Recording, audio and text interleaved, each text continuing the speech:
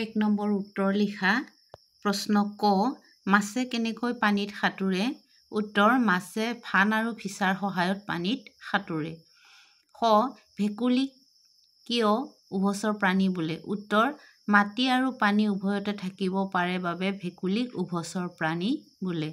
গ নম্বৰ প্ৰশ্ন আশ্ৰয়স্থলীৰ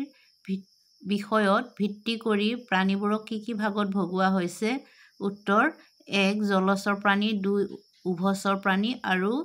3 স্থলচৰ প্ৰাণী ঘ আমি ঘৰচীয়া প্ৰাণীবোৰৰ যত্ন কেনেকৈ লওঁ উত্তৰ আমি ঘৰচীয়া প্ৰাণীবোৰৰ থকা ঠাইৰ ব্যৱস্থা কৰি দিওঁ বা দিয়া হয়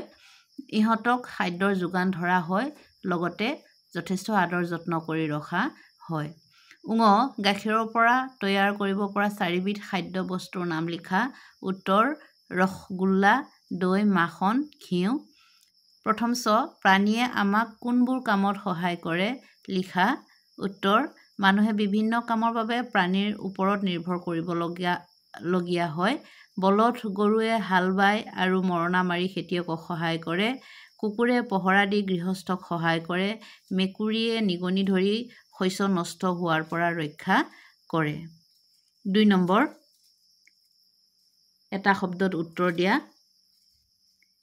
ক পানীত সাঁতুৰিব পৰা চৰাই এটাৰ নাম উত্তৰ হাঁহ খ আটাইতকৈ সৰু চৰাইবিধৰ নাম উত্তৰ হামিংবাৰ্ড গ মাটি আৰু পানী উভয়তে থাকিব পৰা প্ৰাণী এবিধৰ নাম উত্তৰ ভেকুলী ঘ দেহত থকা ফুলেৰে উশাহ নিশাহ লোৱা প্ৰাণী এবিধৰ নাম উত্তৰ মাছ নম্বৰ প্ৰশ্ন ৰাতি মানুহৰ ঘৰত পহৰা দিয়া প্ৰাণী এবিধৰ নাম উত্তৰ কুকুৰ প্ৰথম দেউকাৰ সহায়ত পানীত সাঁতোৰা প্ৰাণী এবিধৰ নাম উত্তৰ পেঙ্গুইন চৰাই 3 নম্বৰ খালী ঠাই পূৰ কৰা ক মাছে দেহৰ দুয়োকাষে থকা ফান আৰু পিছ